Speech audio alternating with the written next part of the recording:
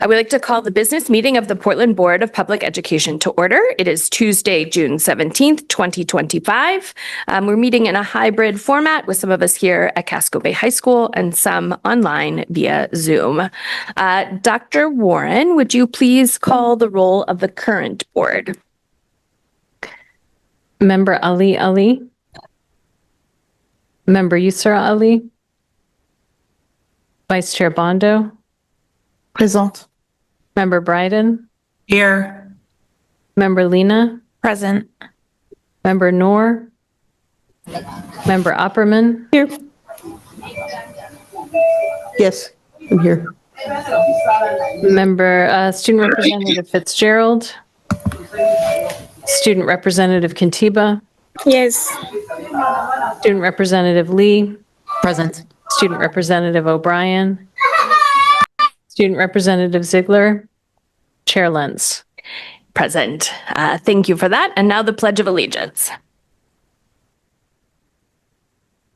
I pledge allegiance to the flag of the United States of America and to the republic for which it stands, one nation, under God, indivisible, with liberty and justice for all.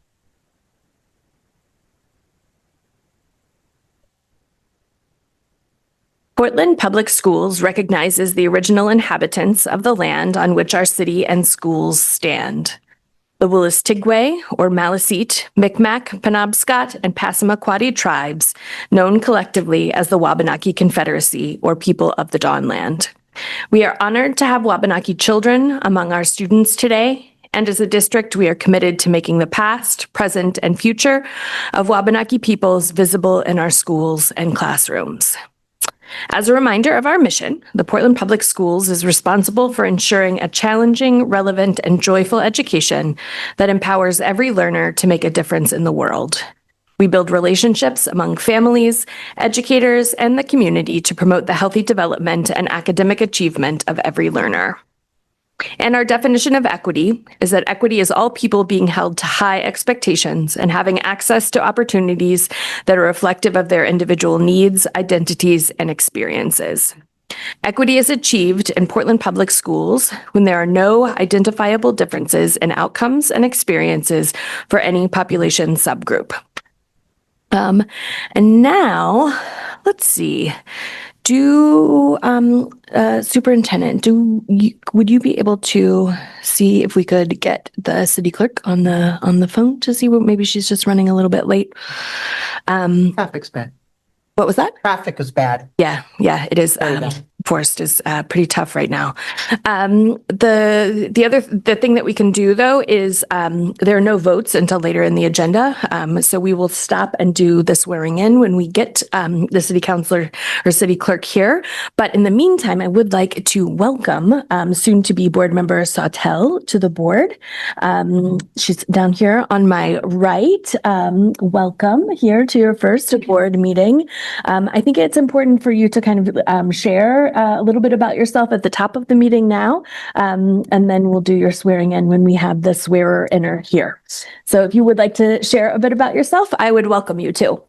Sure. My name is Jane Quinn Sawtelle, and I retired a year ago from being a Portland Public Schools teacher. I taught music pre-kindergarten through 12th grade for a little over 30 years here in the district. My family is mostly teachers. I always say it's the family business. So I'm kind of following in my mother's footsteps. She was a longtime teacher, retired, and then became a school board member and eventually chair, which I have no interest in doing, in the very small town that I grew up in. And this is, I'm excited to have the chance to kind of follow in her footsteps, to make some changes or have some positive effect on the Portland Public Schools. And I am here serving because of the many thousands of students I had the good fortune to work with all those decades. My intention is to keep this little crocheted tulip in front of me all the time because a student just gave me that a few weeks ago. And I think it's a great reminder of why I'm here and where my priorities are. Thank you so much, soon-to-be board member Sawtelle. We're grateful to have you on the board and just grateful for all that you've contributed to the Portland Public Schools over your time here. So we're going to go ahead and move on to public comment. So if there's anyone here to give public comment, you can come on up to the podium or you can raise your Zoom hand. And if there is someone to give public comment, I will go over the guidelines. But if there's not, we'll bypass that for tonight. So I'll just give that another beat or two. So seeing no one to give public comment, we're going to go ahead and close public comment, and I'm going to go ahead and move into my remarks. So first up tonight, I just wanted to remind folks that Juneteenth is coming up on this Thursday. For those that may not be familiar, Juneteenth marks the day in 1865 that Union soldiers reached Galveston, Texas. They announced to the state that the Civil War was over and that all enslaved persons had been declared free. Although the Emancipation Proclamation had become official over 2 years prior, the news had not gotten there previous to that. And so the institution of slavery had remained untouched in all of those areas. And by taking control over that state, the Union effectively liberated the remaining slaves in Texas. And it also ended a very specific form of enslaving people in America. It's an incredibly important day, and the Permanent Commission of the Status of Racial, Indigenous, and Tribal Populations, I know that's a lot of words, but it's a really awesome resource, and they have a great resource that lists all the celebrations taking place across Maine. I would encourage you all to take some time to reflect and learn about this important day and all that it represents. Another celebration that's happening right now is Pride Month. It happens every June and honors and celebrates the LGBTQ plus community, their history, achievements, and ongoing fight for equality that is certainly under attack at the present moment. This Saturday is one of the best days in Portland, which is Portland Pride. And Portland will be hosting its annual parade and festival, and you are welcome to come along with the Portland Public Schools. You can join us at about 1 p.m. on Brown Street downtown. It's one of the side streets off Congress. And you can look for our float, which is a giant PPS school bus. It's a yellow school bus, usually decorated with all kinds of colors. Students, staff, and families are all invited to participate. You can either ride on the bus through the parade or walk with it in the parade. And all are welcome. And it is one of the most incredible experiences that I've had with Portland Public Schools. So I just welcome you all. And then finally, I just wanted to celebrate the last day of school for our pre-K through 12 students. Congratulations on a great year. And thank you to all of our staff and educators who made it possible this year. So thank you for that. And with that, I'm going to turn it over to the superintendent. Thank you for that. Good evening, everybody. Tonight, under superintendent remarks, we're going to do a little bit of a reflection on the year in review. We're going to do an update on the strategic plan, and then Andy will join us for a foundation report. And then Dr. Ahmed will join for the secondary schools update. So recognizing that we have a pretty full agenda and we have 4 pieces there, I'll try to move at a little bit of a fast clip around this, but happy to take questions as we go. So give me just 1 second as I pull up slides.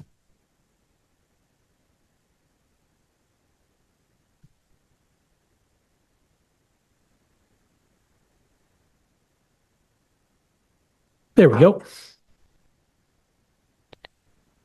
So as is a bit of a tradition, as tonight is our last board meeting of the school year, I'm going to share some of our annual highlights.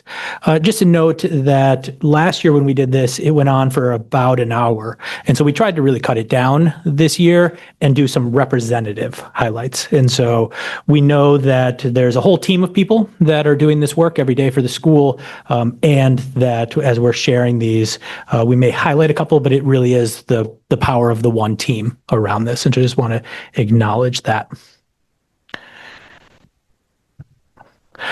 And I'm going to do it within our strategic plan and thinking about it from our 5 pillars.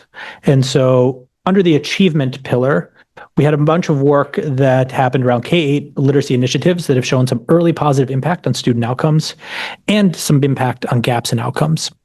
Within this, I just want to highlight some other key areas. So if you had the opportunity to visit graduation for our 3 high schools last week, yeah, you would have heard about scholarship success that existed across them. So 7 high school seniors were named National Merit Scholarship finalists, and 2 of them actually received the scholarship. And so that is just a huge accomplishment when you consider the size of our school district. Second, of the 500 graduates, a very large number of them earned college credits, vocational certificates, and scholarships, allowing them both to enter the workforce as well as into college with a step ahead. And so just congratulations on that. At the elementary piece, and one of the key works in our initiative was around intervention training. And so we had a sizable number of staff receiving training in Orton-Gillingham, which is a research-based reading intervention model to enhance our early literacy programming. And our literacy curriculum continued to be implemented, and we saw progress at the elementary and middle school levels, both within implementation and seeing some early signs of impact. Way too early to celebrate that, but seeing that it's moving in the right direction. Equity efforts have advanced with our boundary review, our inclusive calendar and meals, and finalizing a series of trainings for our staff over the next year. And so we have the boundary committee, and a thank you to 3 of our board members who are on that committee, as well as I think 14 members of our community that are there really exploring how we can best look at our elementary and middle school boundaries for equitable enrollment and demographic balance. We're the first district in the country to offer halal meals for all grades every day in the country, and just a huge credit to our food service team for making that happen. Our school calendar for next year now recognizes Yom Kippur and Eid as school holidays. And as I said at the top, we have now formalized a relationship with the Leadership Academy, or TLA, to provide 10 equity PD sessions this coming year, which this year we did between 2 and 4, depending on the school. And so there's been a lot of capacity building for next year on that. Third piece is whole student. And so we've had a lot of work around positive behavior support program and the fact that it maintains a gold status, which is the highest status. Our CTE students continue to achieve, and we're seeing success on the field, in the court, in the courtroom, across all programs. And so we use PBIS, and we were recognized by an association, the Northeast Behavioral Interventions and Supports, as a district of distinction for the 2nd consecutive year. We have identified and are preparing to launch a new social emotional learning curriculum that was selected for K-5, and just a significant amount of work and collaboration that went into that. Attendance teams have been established at each of our schools to improve attendance. Our vocational pathways at PATHS continue to receive numerous awards, and we have deepening partnerships, including with Maine Health around certified nursing assistants and students being able to get certified over spring break and at other points in the year. And then athletic successes, there's too many to just list here, but Portland High School won its first Class A championship in 22 years.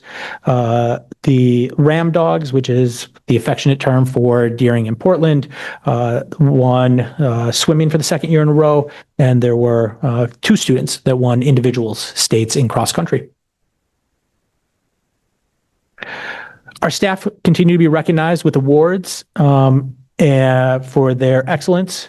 We started this year with 1,400 of our staff members, so the whole district joining at Merrill, and continued sort of momentum throughout.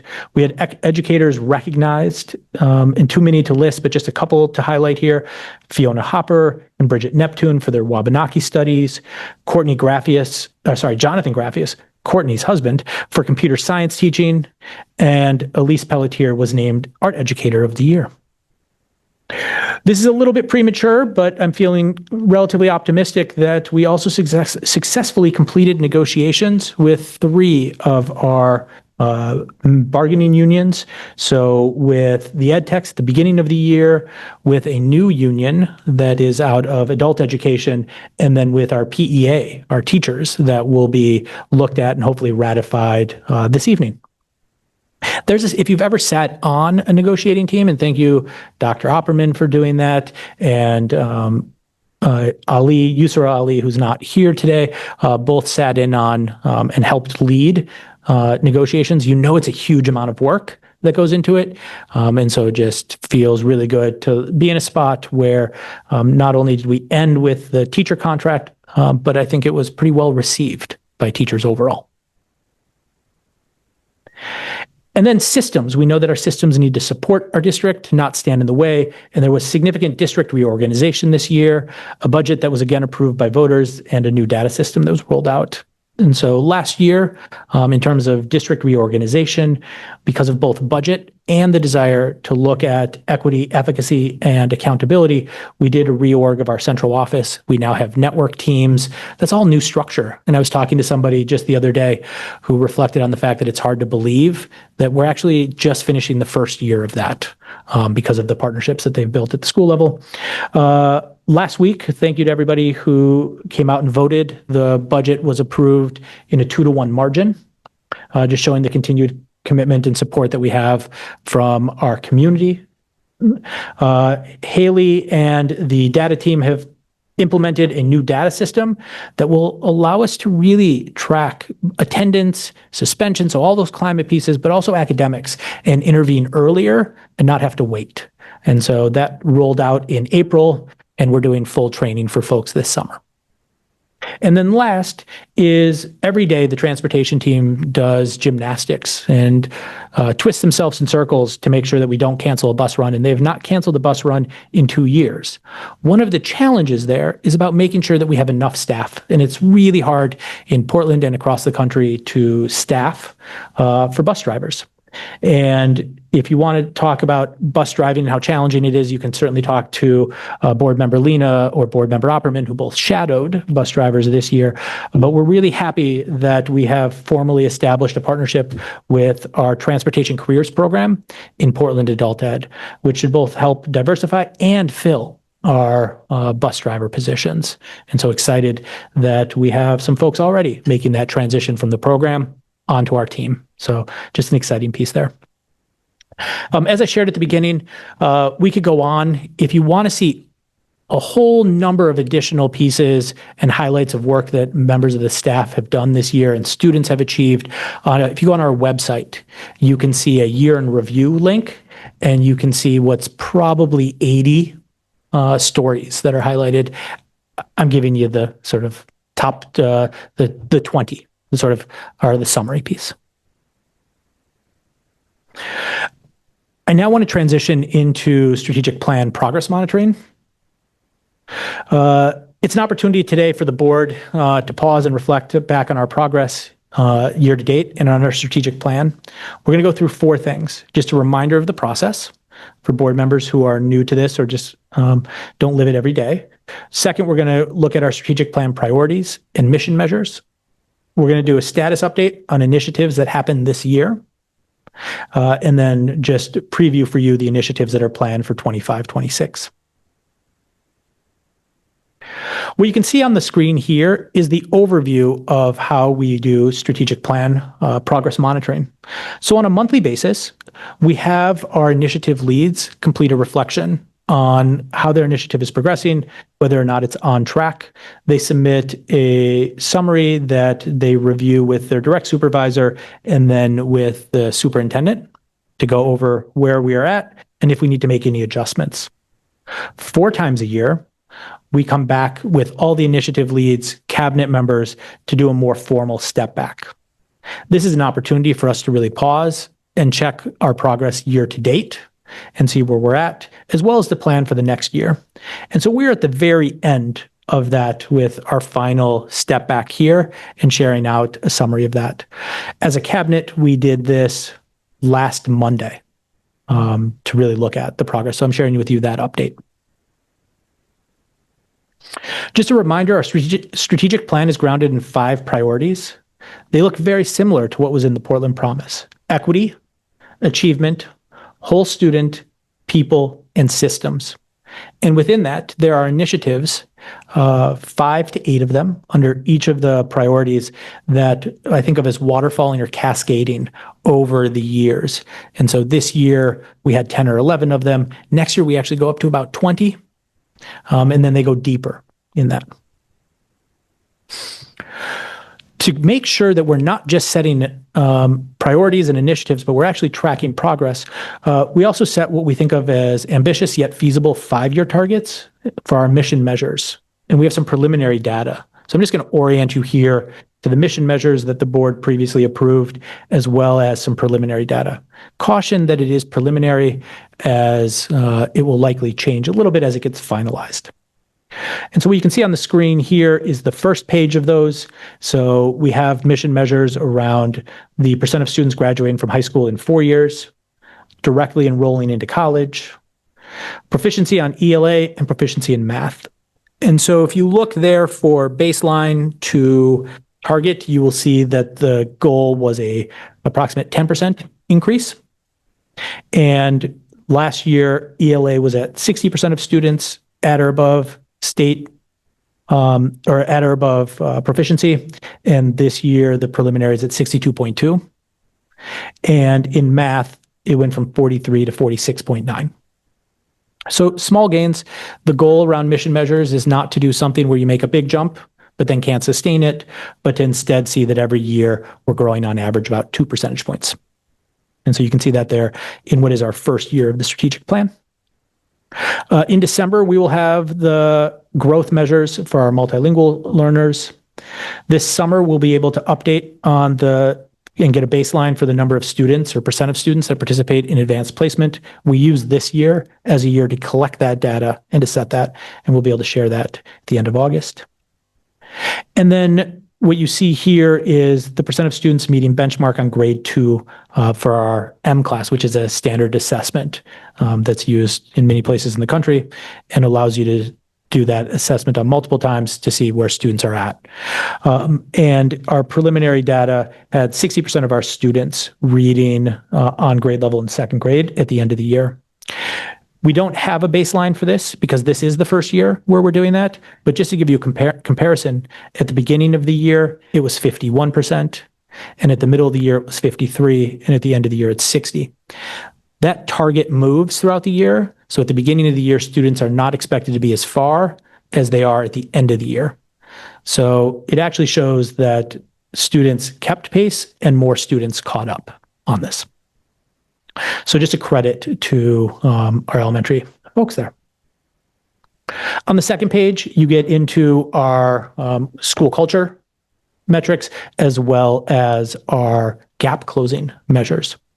So the first is around percent of students that report that they have an adult that they can connect with for help at school. And you see a very small drop in elementary school and flat at secondary. There's a second piece, which we're still working on, fine-tuning the question on it, which is around any gap between white students and students of color reporting on this, because the gap is actually very small. So we're still trying to wrestle with if that's the right question, and we'll do some work this summer around that. The percent of students chronically absent from school, which again is missing 10% or more, you see a slight decrease overall. And then down below after that is all of the gap closures. And so the goal for the 10 years is to close the gap by 10 percentage points. And what you'll see is there's 3 where there was some progress in closing the gap and 3 where there was either an increase or maintaining the status. The 3 where you see the slight increases in yellow are actually all English and reading, where we've had the initiative and the focus this year. And the 3 that are in red are math, and those are areas that are upcoming in the strategic plan. I don't think it's the sort of thing where I would say we've hit it right on the head and know exactly what we need to do here, but instead that we've shown some initial progress in this in the first year of it, and there's a lot of work to do. Within the initiatives, Most of the year one initiatives ended the year on track. And those at risk, which are in yellow, meaning they were not fully hit, we have plans to bring them back on track in year 2. And so what you can see on the screen here is the initiatives that were in launch, then pilot, and then design phase. And the dots indicate whether it was on track, at risk, or completely off track, which would be red. And so the 2 initiatives that launched this year were ELA in K-5 and English in 6-8 and the implementation. And we identified that the elementary, based on observations measuring implementation, was on track, and that the middle school was at risk. The pilot initiatives, so these were pieces that were some work and some potential implementation, but mostly in design phase, were special education and our data system, and you see that those were both on track. And then our design initiatives and our work were around staff mindset, high school design, our school culture, our strong and inclusive staff culture, and then one around decision rights, and then one around a sustainable multi-year budget. And you can see that 4 of those ended the year on track and 3 at risk. One of the things we talk about within this is we want to be able to celebrate both on track as well as at-risk pieces. Oftentimes it is that progress has been made in all the cases here, that progress has been made, but it didn't quite get as far as we wanted. But one of the things as a district is we want to be able to acknowledge where that's the case and to highlight that that's a spot where we want to dig in even further. These initiatives from year 1 next year move into the launch phase. This is where we're really going deep around implementation. And so you see 1.1, which is what I actually highlighted earlier around TLA and the equity training, going from reflect and redesign to launch. You see the English remaining in launch and just having a slight revised focus from planning to using data to respond to student outcomes. We've talked about this a fair amount here, but you see the special education moving from design and pilot to launch, and all the rest down below moving to launch. So that's what you see here. And so this is a huge amount of work next year that we are taking on.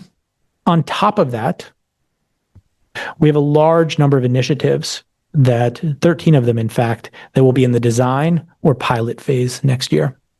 So as a reminder about our strategic plan, this is actually a year where the leader on this will be working with a group of stakeholders, staff, students, community members, to really define what it means to do this work. And so just to take probably one of the easier examples, what is listed here is 2.1 K-5 math.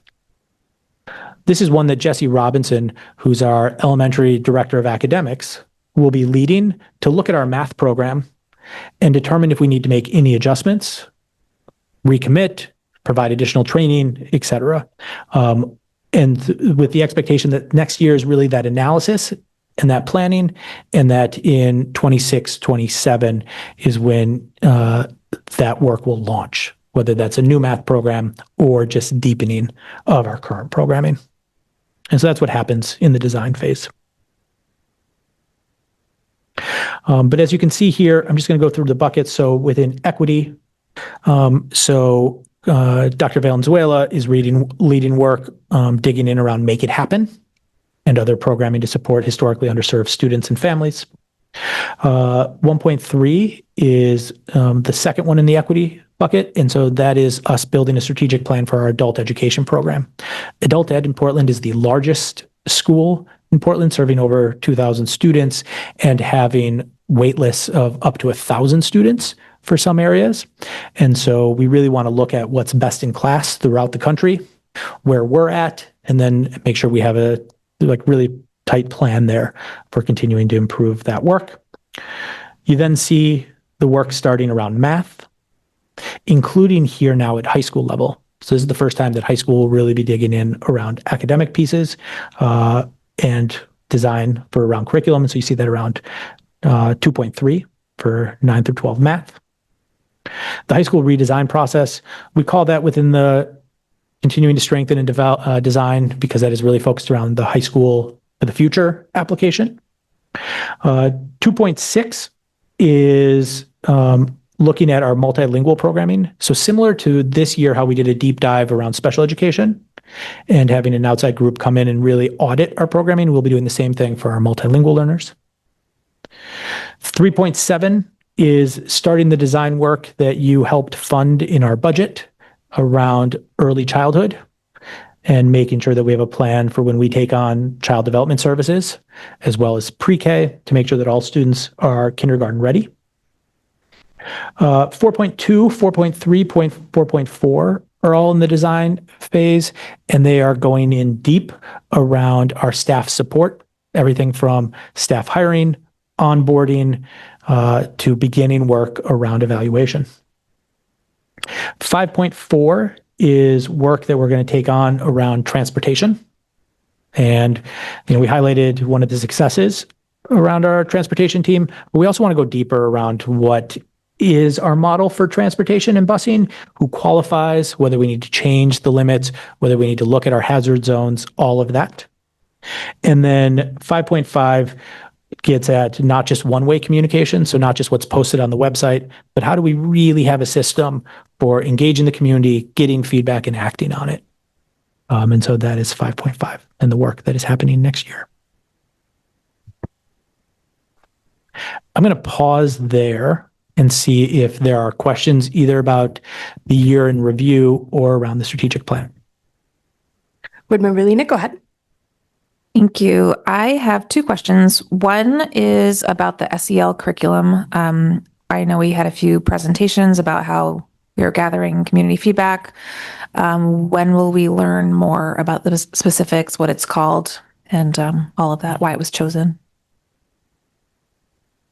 I feel like there's so many things in my head, but I think the curriculum committee did an update. Was it a month ago, 2 months ago? We had a presentation given to us basically about what it was. It didn't come forward to the board because of other things coming to the board, but it wasn't a vote thing. Yeah. But yeah, watching the curriculum committee for anybody is a great way of finding out what's going on. Okay. And we can also make sure that you get that and offer up an update if it's helpful. Yeah, I mean, we got some updates at the board level, so it would be helpful to have that. And then I had a specific question from slide 12, which was one of the mission measures. How do we compare to the rest of the state and the region with regard to, the proficiency for ELA and math? Yeah, so on the slide, these wouldn't be updated yet for this year, but when we set the measure for the target, the state average was 65% in ELA. We're at 62.2, and the state average for math was 49, and we're at 46.9. Okay. So right there, with a much more diverse and varied student population. Yes. One more question from the following slide, just about the number of students reporting that they have an adult they can connect with for help at school. How is that measured? What kind of survey are the students getting? Yeah, so we do a PBIS survey. I think that's coming from the PBIS one. I'm looking at, just want to confirm. We have two different surveys that we use, right? So we use TNTP as one, but this is coming from PBIS. I'm just trying to picture like a kindergartner. Are they being surveyed? No, Angela, what age? Okay. Thank you. Thank you. Other questions from the board? I'm just going to say what she said out loud for the people at home. Thank you. So the survey is for third grade and up. Thank you. Vice Chair Bondo, go ahead. Thank you, Superintendent. I have a follow-up question on the mission measure here. So I try just to understand how much the implementation, the curriculum, the ELA has impacted those results here. And if we're still having some challenges on the implementations, and that's the A, that's the part A on my question. The B is on the on the closure gaps between the EDs, student and mathematics. So I just wonder if that one is just on across all the schools, or those are specific for secondary or elementary school. Yeah, so on the implementation, the answer I would give there for where we're at with the implementation of the curriculum is about where you'd expect to be with implementation, especially a challenging curriculum like EL for our ELA. It's a really dense curriculum. And so you would not walk into every classroom and guarantee that every day it's exactly where it needs to be. There's still a learning curve that is happening there, but our observational data, because we did a number of walkthroughs this year, including with our outside partners, showed significant growth in implementation throughout the year. And so we can share that with you in another slot, in another deck, but it'll show that there was significant improvement in terms of implementation of the curriculum, as well as effective implementation of the curriculum. So not just using the materials. And so it's not the case where it's universal, right? And that we will continue to have to dig in when it comes to next year and making sure that all staff receive training and support around it. But the staff made significant progress around it.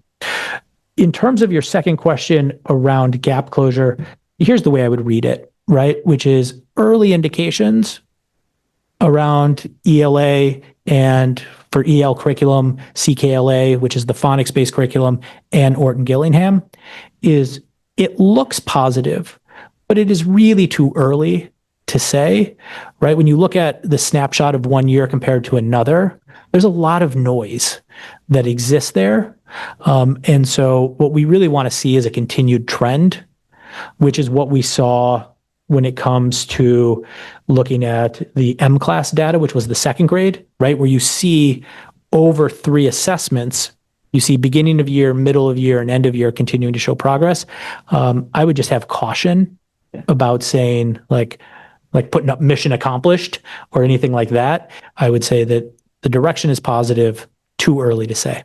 Yeah.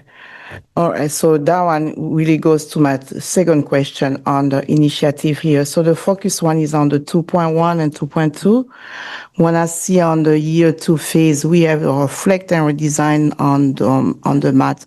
So I just wonder if we have to reflect and redesign, so that means some of those areas then we feel like we need to improve. So I just wonder is about the school building implementation, or do we have a different challenges? Or are we still facing a lot of schools who are not developed or are not doing any professional development around that? So I just want to get more details on what we mean about reflect. I know what we reflect, that means something we already tried, but it's not working and we have to redesign that. So can you just give us a little details, please? You're talking about this slide. No. The next one? Yes, that one. Here too. Yeah, and 2.1 and 2.2 in terms of math. So I think that we really want to take the moment to dig in and say, is this the right curriculum?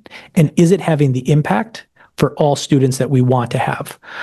Right? One of the things that we're trying to do within any of the initiatives is not just say, let's do what we were doing last year a little bit better.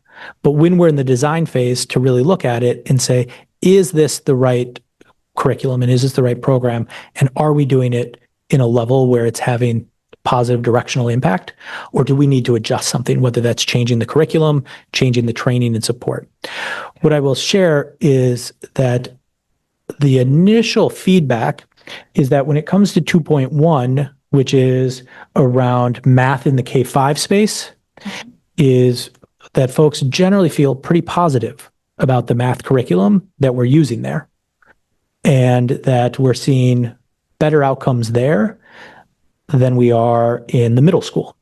And so we're going to look to maybe continue the elementary program and have discussions with our staff, with everybody, with leaders around whether or not we need to adjust the middle school one. But I'm speaking a little bit like prematurely because that work hasn't happened yet. Okay. But that's the initial buzz. But that's what it means, is with the reflect and redesign is really taking a moment and saying, is this having the impact? Do we need to adjust? If so, to what? And if not, how are we going to make sure that we show progress? So are we thinking about a time frame between the reflection and the redesign, or it's just ongoing process? So it'd be so that it would launch if we were doing a new curriculum in 26, 27. Okay. All right. So they're all designed to be 1 year and then do it just because of bandwidth. All right. Okay. All right. Thank you. Thank you, Superintendent. Board Member Bryden, go ahead. Thank you, Chair. Thank you, Superintendent. I have two things. They're both really high level. The first one is a confirmation question to make sure that I'm really understanding that anybody who's watching fully understands what we're looking at. So on slides, I think it's like 12 and 13, the slides that have the mission measures, where it's the red and yellow with the percentages, and then green indicating that the targets are met and there's no green. I just wanted to confirm that we're talking about such long-term work that like we're not, the fact that there's none of those numbers in green is not cause for concern. It's because this work is going to take years. Is that an accurate summary of that? Yeah. So when the board set these, they set them that it should take 5 years to hit.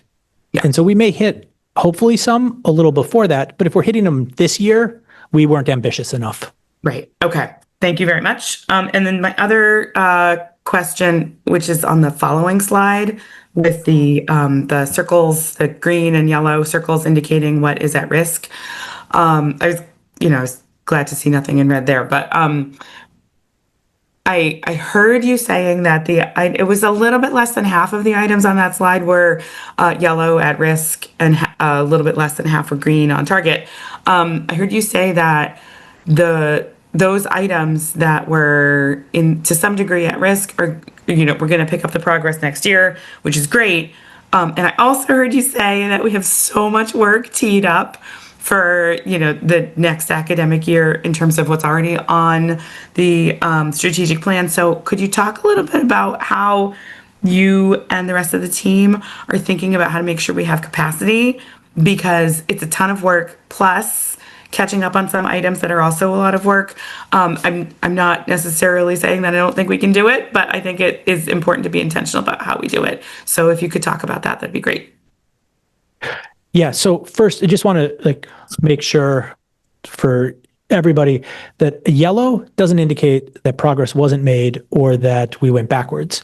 But instead, what staff did around these was set pretty ambitious desires and outcomes for what they wanted to achieve within the first year of the strategic plan.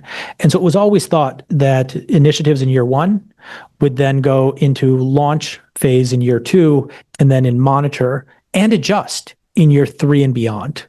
And so first piece on this is we're actually in a great spot when it comes to making progress. Next year is a place where we know that there is a large number of initiatives coming up. And so we had in our meeting last week talking about where those initiatives overlap, what work is going to happen during those, how do we message those to staff and to the community so it doesn't feel like it's 21 disparate things, but how they're all connected. And then within any of these specific areas where you see a yellow, there's a work plan for next year that's already been laid out that talks about what the key work is and how we get back on track. Thank you. Thank you, Chair. Board Member Opperman? Thank you, Chair. Thank you, Superintendent. I have a couple, 3 questions. And I guess one is a follow-up to what Vice Chair Mondo brought up in implementation and significant. Is significant a 5% increase or a 50% increase in the number of schools or teachers that are going? I don't know if that data was collected. If it hasn't been specifically collected or you don't have it, could we have it at the first curriculum meeting in August? It would be great. You don't have it. Well, I can answer that. 100% of our elementary schools implement CKLA and EL. 100% of our middle schools implement EL. CKLA is only a phonics program for early childhood. So 100%. of our schools implement it, and 100% across every grade. So at this point, it is no longer where a grade's not implementing Okay. or where it's only partially implemented depending on the school. It is 100% of grades, 100% of schools. What you see in exactly what you'd sort of expect is that teachers, as they have worked to implement this, are at varying points within their own mastery of the curriculum, including comfort level, but also whether they started in the middle of the year and have gotten training and support from their school-based person. And so there's been varied.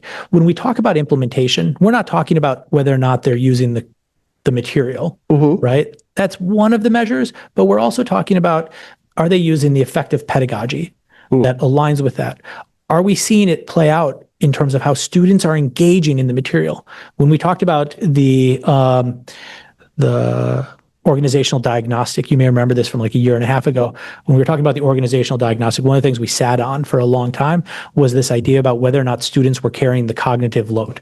Who was doing the thinking, who was doing the work? And we're seeing that increase.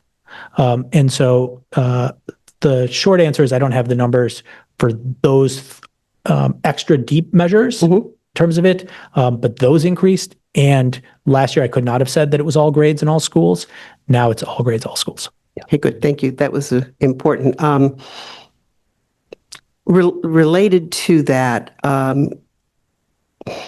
the curriculum committee asked for, particularly focusing on middle school, kind of my thing anyway, because of what I hear from high school students wanting support. We asked for more details on what worked and didn't work in the different areas. And it was still being gathered. And the part of the reflection piece, would we be able to get that in August as well? Yeah, we should be able to provide that at the curriculum committee. Okay, good. At the high school is my concern in one, and I guess related to the middle school and high school, I believe the middle schools have done more collaboration, at least between the principals, on what's going on in each of the schools and all. I just wondered how much sharing of what's working is happening and how much of it is actually working in other schools, and that kind of thing would be good to know in ELA but also in SEL, in social emotional learning. How do the kids feeling about themselves kind of piece, which was that one piece that we were looking at. In high school, a concern about that is in what's working and what's not working at the different schools. They're very different, but students aren't different. Essentially, they are young adults, and wondering if that is happening. It was kind of supposed to happen with the high school design program. I wondered if that high school design committee and the schools are still active. Okay, so they meet some. So the High School for the Future design group still meets, and that Portrait of a Graduate and Portrait of a School that was developed both underlies the application that's getting developed, but also the conversation at the high school level and when leaders get together. What I would say is that it isn't as concrete yet in terms of curriculum and what you will see walking into a classroom. One, because of some variation between the schools, right? With Casco having an EL model, et cetera, and Deering and Portland not doing that. But the other piece is that we deliberately held off on doing high school this year, recognizing the amount of work we were doing, and wanted to sort of do a little bit of tuning and a little bit of a practice before digging into high school. And so high school next year is going to look at math instruction and talk about what should be common. Should it be common materials, common pedagogical pieces? What are the common pieces? And how do we then move it forward as a district? And so they're starting with math next year, whereas elementary and middle school had already started with the EL the year before. And so we were just deepening that. That's why they're a year different. Yeah, but I think in the concern in the high school, what we heard when we were listening to students is the fact that some students need additional, non-special ed kids need additional support. So I hope if they figure out ways, I saw a great program going on at Portland High, a group of actuaries coming in and doing tutoring work. And it would be wonderful if we had more communities joining in on that. Okay. The last thing is in relationship to evaluation process for staff and all. I know that at least among the teachers who are using the Danielson process, and just from my own personal experience in a different district, it happens and it doesn't happen. And I just was wondering if it'd be possible to know in the, even as they begin to look at the evaluation process, be good to know exactly how that procedure's been going and how many people are actually getting evaluated on a reg. It's hard. It's one of those administrative nightmare things principals, vice principals have to do. And it takes a lot of time for teachers to do the thought process and all. So it's so I'd like to know how it's gone, what needs to happen to make it better. So those are all things that have come out of your good mission measures, and looking forward to hearing about it in August. And can I just, for the evaluation piece, just so that the board is aware, there's a difference obviously between doing evaluation and having impactful evaluation. And there's work that we're going to have and engage in this initiative around making sure that the evaluation not only happens, but that it's impactful. We're actually starting not with our teachers next year, but with our central office. So right now across the district, our teachers get evaluated with what's called the Danielson framework from Charlotte Danielson, and our leaders get evaluated with a version of that. But our central office doesn't have any evaluation that happens right now. And so we want to start there because, what's the expression? What's good for the goose, good for the gander kind of thing. And so we want to start with us and our evaluation. And so next year we are piloting around central office evaluation and non-rep. And then in the subsequent years, digging in to look at the work that is happening for teachers and for school leaders with those other frameworks to make sure they're impactful. Good modeling. I appreciate that. Thank you very much. Other questions from the board? Yeah, Board Member Ali? Yeah, I have a question for the superintendent. On page 13, I believe, yes, 13. I want to know the closure gaps between the economic disadvantage. How do you identify what the economically disadvantaged youth are? So it's a measure that the state has. Okay. And so it's actually collected by what would traditionally be families filling out that free or reduced lunch form. We now have a way that we can submit that data to the state using Reach My Teach. And so folks get a survey that they may not even realize that that's fully what they're filling out, but it asks a couple of questions that identifies them. The threshold, so that's how we identify. The threshold for it, I think, is 185% of the poverty line. Is that, but I'm not like 180% below or above? Above. Okay. So that's the threshold. Yeah. Okay. And since this is now a survey, it's optional, right? We really push that everybody do it. Yeah. We actually lose funding a little bit from the state because we probably under-identify socioeconomically disadvantaged students, not over-identify. So it's a significant gap. That's the only reason why I was asking.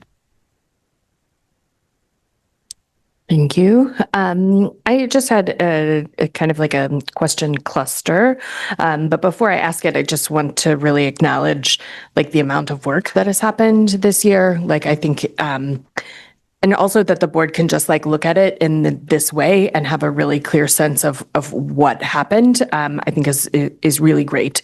And the fact that we are building a data system to support that, I just think those in itself are really great indicators across the board. And I was just wondering if on the slide 14, the yellow dots, like I am just out of curiosity, I'm wondering if you could give us a sentence or two around the challenges of each of those that didn't get to where you had hoped, and then kind of more generally, like if there were any common themes that played out in multiple of them that you think it would be good for the board to know. Yeah, so I'm happy to walk through the challenges first and then some of the common themes. So the first one that is yellow is around 2.2, which is 6.6 through 8th grade ELA implementation. There, it is really about the variability. So there was some late adoption and some staff mindset around that. And so we just have a range of implementation there, whereas elementary school, there was just a quicker pickup on it. On 2.4, I think this one gets to the tension of doing the long-term planning for high school for the future and the implementation of some practices in schools now. And where what we saw here is that there was a lot of progress made around the high school for the future application and less around implementation and maintaining some of the systems currently. Got it. On 3.2, which is joyful and safe school culture, there it really comes down to variation between schools. And so we had one school in particular where the student attendance and discipline was just higher than the others. And so really identified it there as we wanted to dig in deeper. 5.3, which is around our financial model, really that comes to the interim leader and his inability to move some pieces. But in all seriousness there, what that initiative is really calling for is us to dig in and make sure that our funding formulas that we use for our budget are scalable, repeatable from year to year. And I think we've done a good job in making progress around the budget process, but we have not been able to dig in to the level to do the analysis and look at some of those equitable formulas. And so there we marked it as yellow because some of the systems pieces that needed to be in place have really been worked on over the last 2 years. But when it comes to actually making the equitable piece on it, there's been less progress. One of the things that we get, if I'll highlight sort of 3 things in terms of where we've seen progress and what are some commonalities. So one of the things that's highlighted by our outside partner around this is Portland is more focused on its strategic plan and the work than other districts. That you will hear people talk about Initiative 2.1, and they won't talk about the fact that that's K-5 ELA, because people just know that that is the work of 2.1. And so one is getting everybody focused on it and doing that through our structure of meetings and that cadence. So that's been one. The second is that where we've then been able to have that focus go all the way down to teachers and buy-in at the teacher level, we see progress. And so that's the second piece that has played out here. The third is around the ability for the organization to adjust when it confronts unanticipated challenges. And where we see initiatives that are on track, it's not because they didn't face something that was unanticipated, but the team or the individuals were able to better adjust where needed for either additional capacity or a change in planning, that type of thing. That's super helpful information. And, just to name, I think for the board, and we've heard this a lot, is just implementation is it's a sticky point in our district. And I think I really appreciate all the energy and focus that's being put there by our leaders. That's hard work because it does involve mindsets. It involves building systems that last. And but I just hear that continue to come up. And I'm grateful that we have some strategies that we're using towards it. And then my only other comment was just I think that this would be helpful to have on the strategic plan website page, some progress monitoring benchmarks on that page so that the public can access them. I don't know what that would look like, but I think having a page where we're being publicly accountable to these also feels important. That makes a ton of sense. One of the things that our new data system will allow for staff and for board members is to actually have a sort of dashboard that will tell you both at the quarterly as well as real time where we're at relative to this. And so that's an exciting piece. We can look at how to capture that then for the public who doesn't need a login to PowerSchool so that that's available. Yep. Great. Any other questions from board members, soon to be board members, or student representatives? I just want one more follow-up question. Oh, yeah, go ahead. About the economically disadvantaged. When it says percentage of closure of gaps, can you explain like which gaps? Yeah, let me pull it up on the screen because it'll probably help.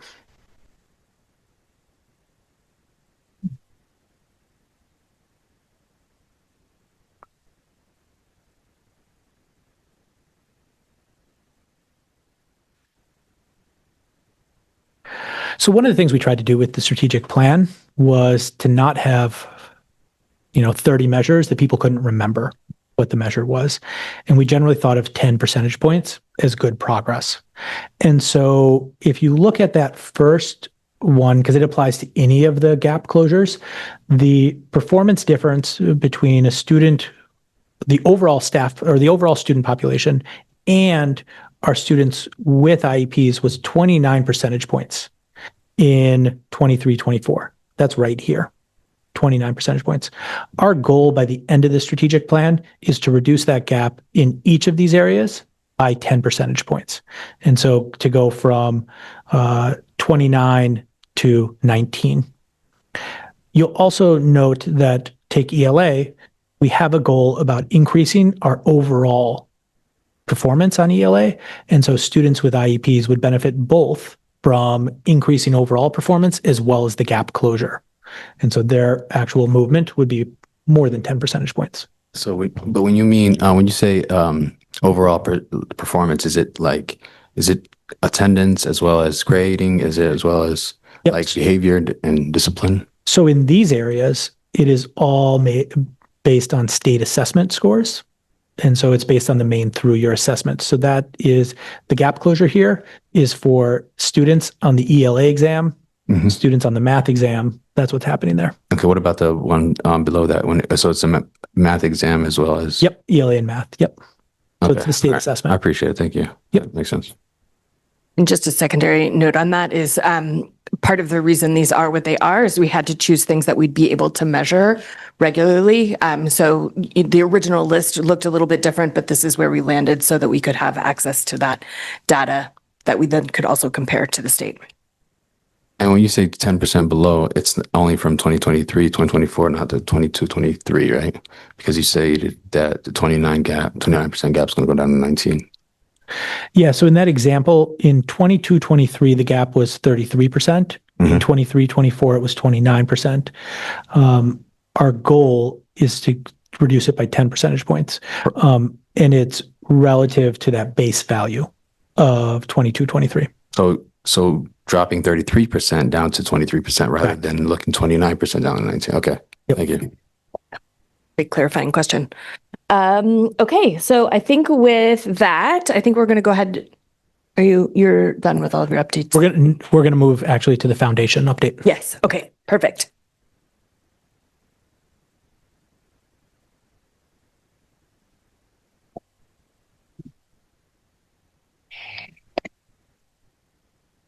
Hello.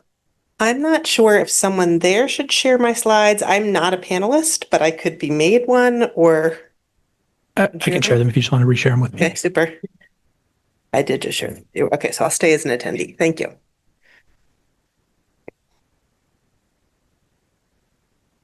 So thanks all. This is our final report of the year.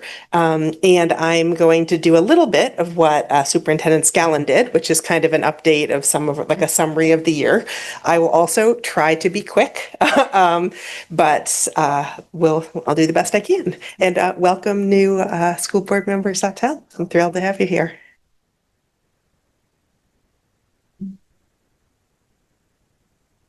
There we are. Okay, super.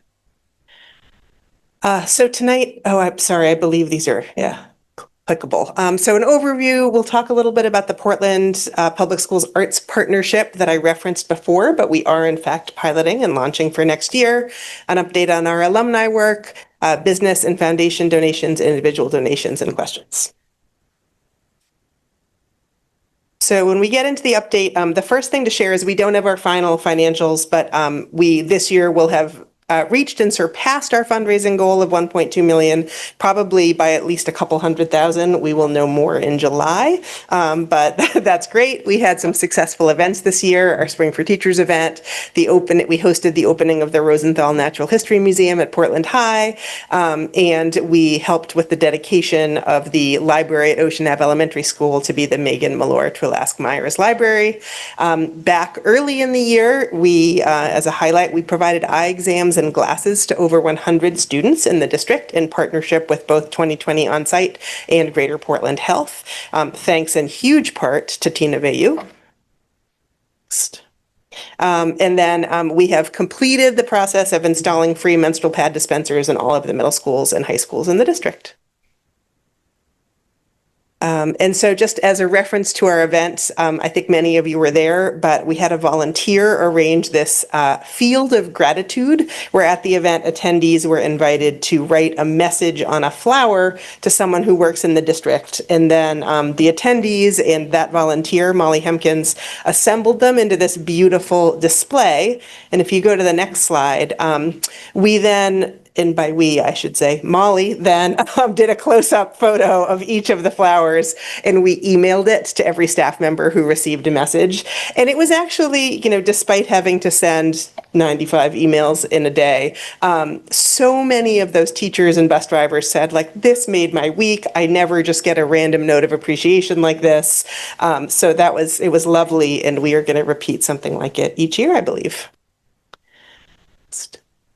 Then as we continue, an update on our Ed Feeney Athletics Fund that I've referenced here before. At the time that I submitted this a week ago, we had made 245 purchases of athletic gear for students for them to participate in school-related sports. The vast majority of those have been sneakers and cleats, but a few other pieces of equipment as well.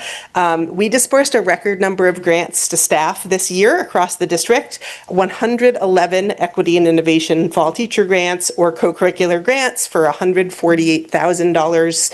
And we just recently approved 23 summer planning grants for staff to be paid to do work planning for next year over the summer for a total of $49,000. And those larger numbers come in part, and I want to say it again, for the remarkable gift made in honor of Megan Myers, who passed away. We also provided funding, as we have every year, with help from Envirologics for the PPS STEM Expos. Then we maintained our budget of $5,000 a month for families in crisis. As of last week, we had helped 240 individuals stay housed and keep their utilities on. We provided a large amount of support from the Maine Health Access Foundation grant to support Julia Hazel's work with elevating educators, specifically for the pipeline program for social workers. So this past year, we supported 3 ed techs to have release time and pay for additional coursework to gain their social work licenses and complete internships within the Portland Public Schools, which is very exciting. And all 3 will be working with Portland students next year via placement with community partners who do social work in the schools. We also ensured that every middle school student in Portland accessed team building and outdoor adventure programming with Ripple Effect, and we very recently provided 48 scholarships to graduating seniors. So that's not everything, but that's kind of a scope of some of what we did this year. Thanks. It's wow. Thank you. So the new thing that I referenced maybe 3 months ago when I was last here is that we are in fact launching something we're calling the PPS Arts Partnership. And so applications are open right now. We're planning to start with an initial cohort of 5 schools, and the funding will cover extended collaboration with local arts organizations where the artists will come into schools, they'll set some like learning objectives and deliverables and scheduling with the teachers that ties into into curriculum or social emotional learning, like other specific learning goals that already exist in the schools. So the partners that are signed on for our pilot year are 240 Strings, 317 Maine, the Indigo Arts Alliance, MAM, which is the Maine Academy of Modern Music, the Portland Museum of Art, Portland Ovations, Portland Stage, the Portland Symphony Orchestra, and Side by Side. It doesn't mean that each of those partners will be in the schools through this program next year. That's the list of partners that applicants can choose from for next year. So we're not quite sure yet which ones will be chosen. But we're doing this as a learning year. And the hope is that in the fall of 2026, every school in the district that's interested will be able to work with some external artists to increase the arts-related programming available to students. So that's very exciting and has been a big push on our part in the last couple of months. I wanted to give another quick update on alumni and friends. I think you've all heard this, but we now finally have a photo of them all together. These are our 4 Distinguished Alumni Award recipients from this year: Sydney Christine from Casco Bay, Renee Faye LeBlanc from Portland High, Heather Sawyer from Deering, and Noor Al-Dulaimi from Portland Adult Ed. Their speeches thanking staff in the Portland schools were extraordinary at Spring for Teachers this year. And then one other brief sharing is that we just a couple weeks ago were able to attend an event at Portland High School for Dawn Degenhart, who graduated from Portland High in the class of 1953, who just published a book called It Was Meant to Be, 5,000 plus 9 Adoptions. And it was really amazing. And actually, as her family reached out to us to help publicize, they said, "Do you have a list of graduates from 1953? And we said, "Our data only goes back to the class of 1955.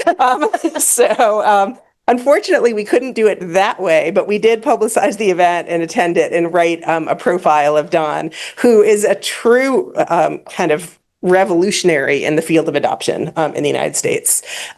We also were able to invite the class of 2025 to join the alumni network and had I should have checked the final number, but close to 100 recent graduates signed up to stay, receive updates from us and stay connected through the alumni network, which I thought was great.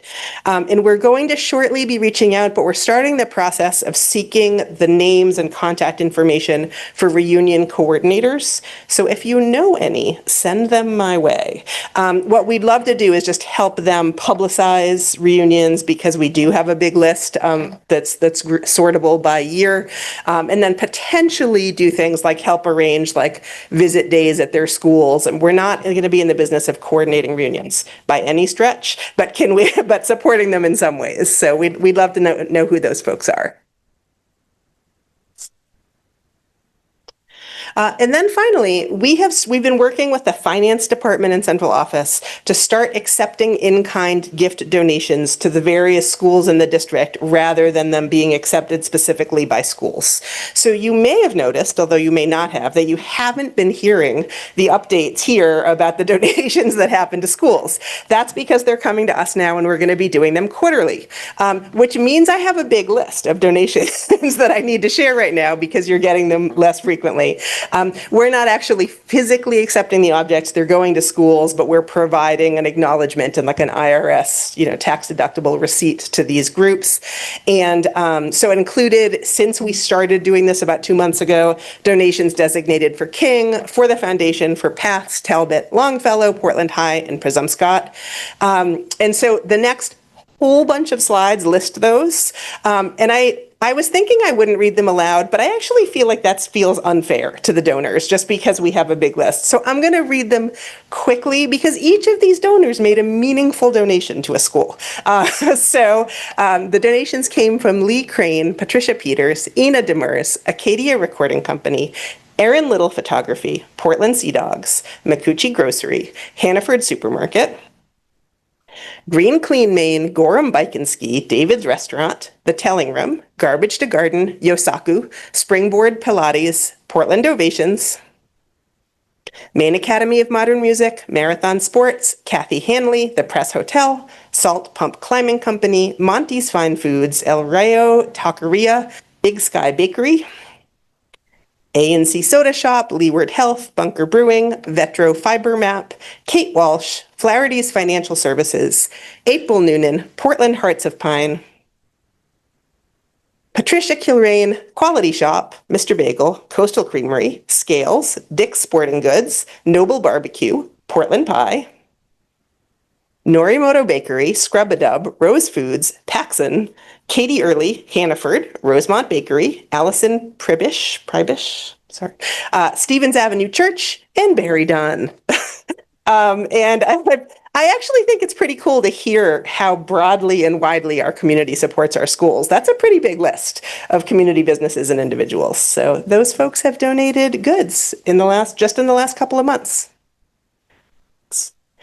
And then how I always end these updates, I share kind of our donations, investment from the community directly to the foundation. So since the March update, we received 30 business donations or grants of money or funds to the foundation, totaling $342,740, including event sponsorships for all of the events we hosted this spring, a major 3-year grant from the Elmina B. Sewell Foundation to support the Halal School Meals Network that will $180,000 over 3 years. From the Lennox Foundation, part of what they donated for will be for a new English as a second or third or fifth or sixth language class at PAE, specifically for Portland Public Schools employees, which is very exciting, and then a range of other continued support for our programs.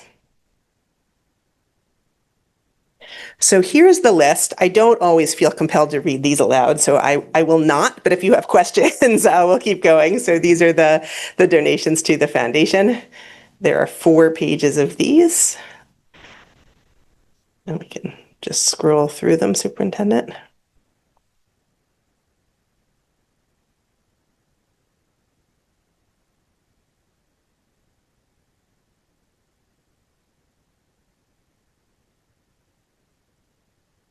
Great.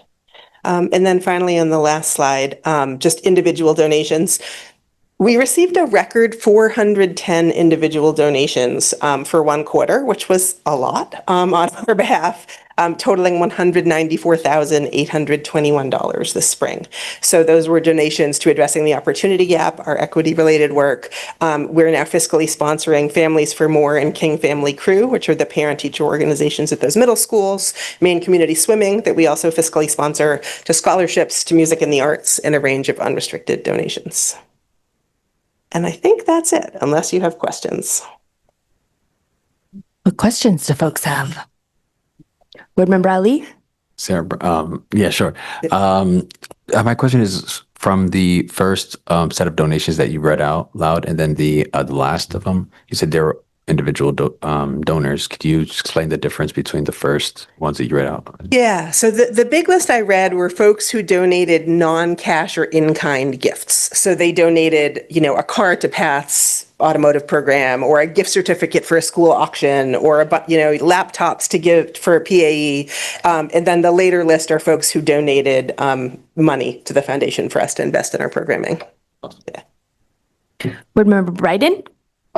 Thank you, Chair. Andy, thank you so much. I so enjoy your updates. I have 2 quick questions. So the first one is, so in board docs, it looks like your slides are not available for folks to go in and take a look at, and I'm hoping we can get that. Yeah, I'm not sure what happened, but they're available. I will make Super. Yeah. Okay. And then my other question, and this might not be a question this might be a little bit too in the weeds. It might be a question for somebody else, perhaps on another day. But I'm so excited about the Visiting Artist Program, and I am curious about, whether the intent would be for that to be, visiting artists embedded within the school day, after school, Wednesday early release. Like, I'm curious whether that sort of, whether that is known yet, or whether that's still to be determined. Yeah, that's a great question. Our initial thought was that it was intended to be during the school day. And so while music or art teachers can apply for these, it was not intended to be just a program that music and art teachers can apply for. It was intended to be something that a second grade team could apply for, or a sixth grade social studies teacher could apply for, so that our students would get more music in the arts during their school day than they get in their already amazing music and art classes. So that was the hope, that we would be, like the model that Side by Side uses in many schools. We were trying to not create a new model. We were trying to help fund and deal with the logistics for existing organizations like those partners who do this work already, to be able to just do it more and more easily in our schools for students. So we have not ruled out after school, and that is why we're doing a pilot. Like, let's see how it goes this year. Like, who actually applies? Who's going to do this? And we are planning on providing a small honorarium for a point person in the schools to manage the logistics, because we know that that's been one of the difficulties, that it's made it hard to work with partners, for partners to work with schools, because there just isn't someone who feels like they have time where it's their responsibility to arrange the logistics. So we're hoping, A, foundation staff can help somewhat with that, and B, we can provide some funding for someone at the school to kind of make sure that they can do that for any work outside of their contracted hours. Great. Thank you so much. Thank you, Chair. Yep. Thank you. And Board Member Bryden, the slide deck is in there. So maybe try refreshing your board docs. It wasn't before. I've been having issues with board docs also, so just refresh. Okay, thank you. They linked it under administrative, not public. I've just added it. Okay. Figured it out. And I just had one comment. And full disclosure, I'm on the development committee of the foundation. I'm a big fan, but an unwavering fan, because I just think the value that the foundation provides to this district is just astronomical. And I just see all of those bullet lists are equity supports to our district that we just would not have were it not for the foundation. You are able to give people in the district, compensate them for their time in other ways. You're able to support programming that our budget cannot allow.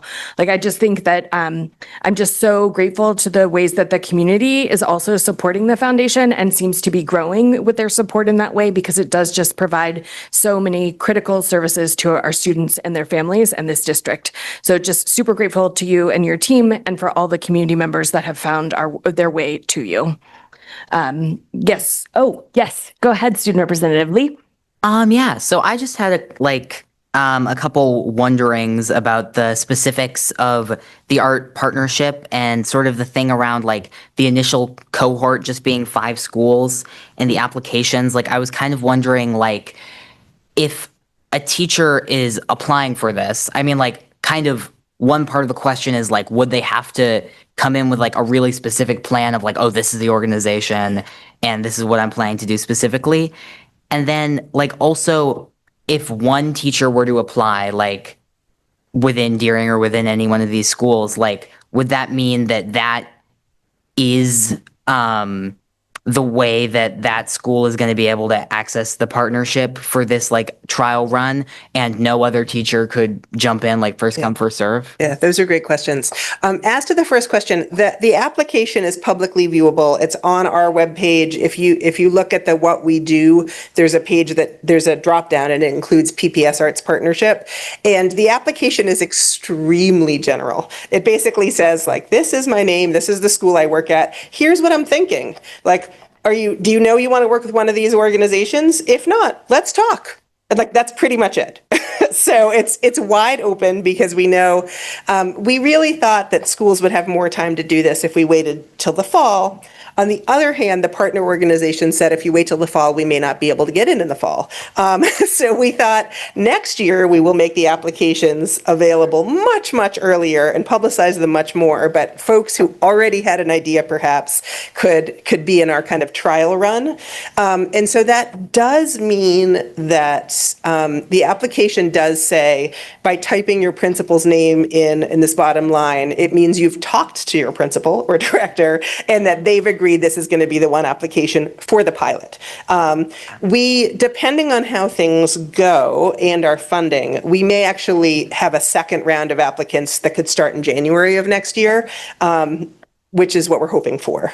And we'll continue to provide smaller amounts of funding through the co-curricular grants and the teacher grants in the fall. So that could certainly, many of them do benefit the arts. Great question. Thank you. Yep. Any other questions from the people who can ask questions?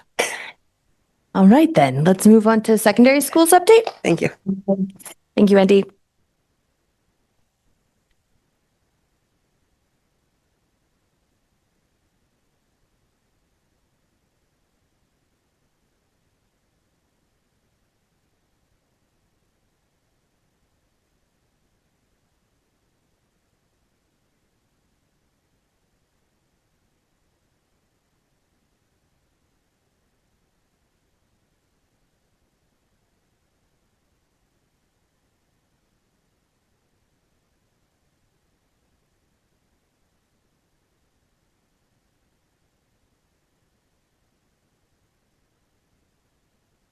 Good evening. My name is Abdullahi Ahmed, and I'm the secondary school assistant superintendent.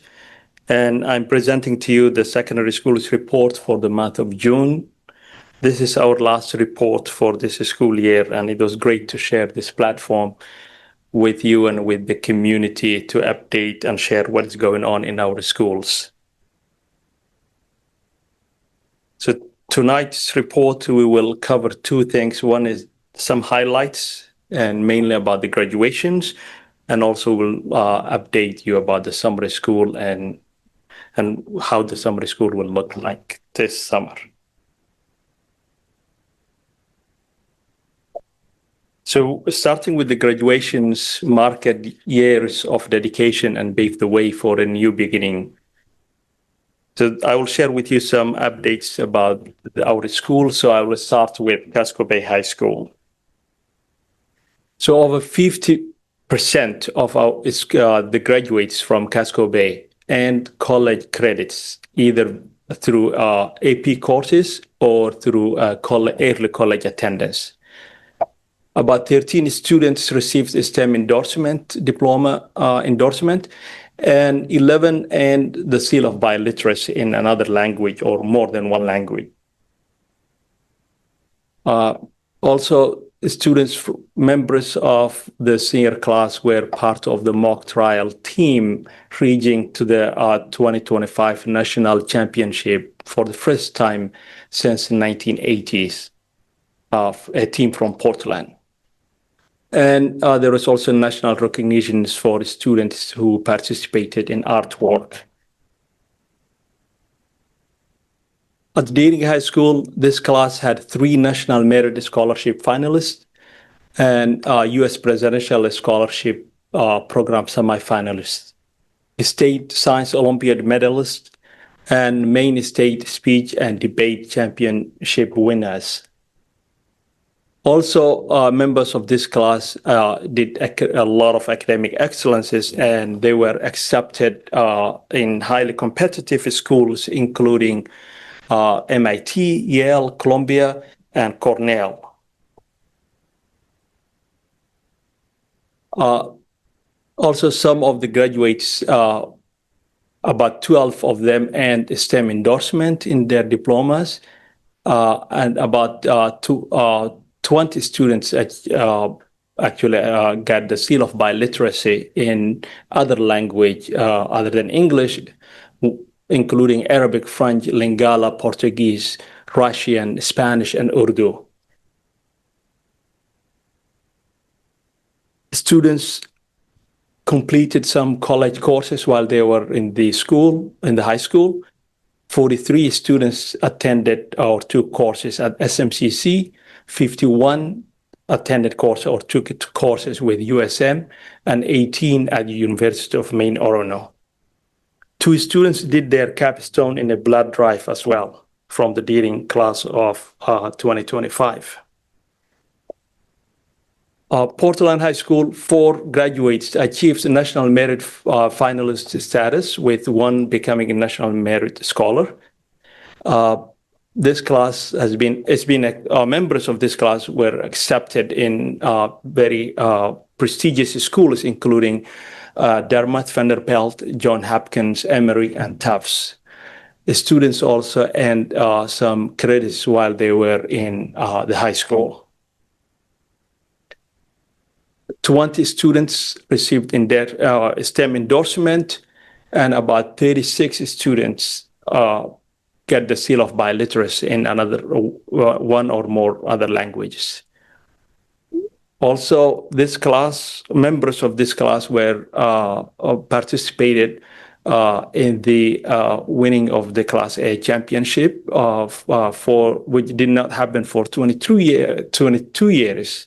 And also they were part of, as Dr. Scallon mentioned, like Ram Dogs girls swim team, and they won the 2nd consecutive year the Class A championship in swimming. The class contributed significantly to the community. They were teaching swim lessons to the students with special needs at the Boys and Girls Club. And they also secured about $3.5 million in scholarships. With that, highlights about our graduating class of 2025. Now I will transition to talk to you about the summer schools. So summer school helps the students strengthen skills and credits and prepare for the next school year. So for those who are watching us from home, whether you're a student or a parent or family member, please just take advantage of these programs and reach out to your school. If any of these programs are matched, please reach out to the school admin or the guidance counselors and ask if your child or a student, if your student is just can take advantage of one of these programs. So summer school programs that will take place include Summer Bridge, which is for 9th grade students with the academic skills, academic skill building and confidence, and social tools that they need to have the head start for the 9th grade year. This is really amazing program and helps the students to be oriented and to get really to the building by themselves before everyone else comes. So it's very essential. So if you have 8th grader, please reach out to the school that your 8th grader is going to, incoming 9th grader is going to, and take the advantage of this program. Credit recovery helps students who have fallen behind in their coursework to regain credits and to be on track. We have also intensives that it's very short, high interest classes that may happen when Casco Bay actually is the site that it happens often. So it's very fun classes, science of water and other, fun, very short, week-long classes that can take place as well.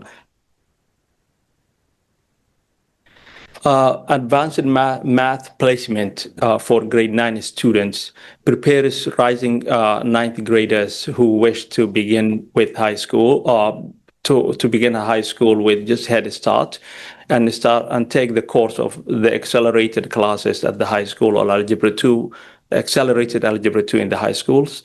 So this is the time that they can get head start and get ready for that course. Make It Happen will offer SAT and leadership development programs for the multilingual students who participate in Make It Happen. Also, multilingual summer camp helps with English learners to improve their language skills through instruction and activities. So this is another program which is available also in this summer. ESY, or Extended School Year, was for students with special needs, a special education program that provides continuation and prevents the lack or slide back for students with the special needs.